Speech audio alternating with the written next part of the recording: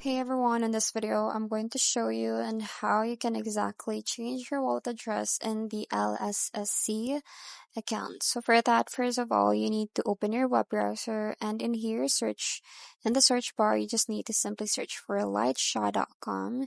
And once you're in the Lightsha, you just need to simply log into your account.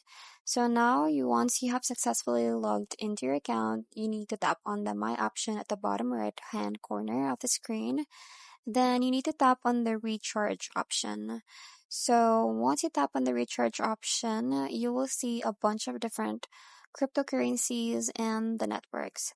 So here, for example, let's say you have previously selected USDT and the two on the Polygon network. So you have entered $10 amount over here and you just have to press enter. And now in order to change your wallet address, this is basically your wallet address. So in order to change it, you need to simply go back and you need to select other cryptocurrencies. So for example, I have selected Bitcoin. So now you just need to enter the amount of Bitcoin that you want to recharge to your account with. And then you need to tap on the confirm option and it will generate a new wallet address for you based on the cryptocurrency that you have selected. So this way you will be able to change your wallet address in the LSSC.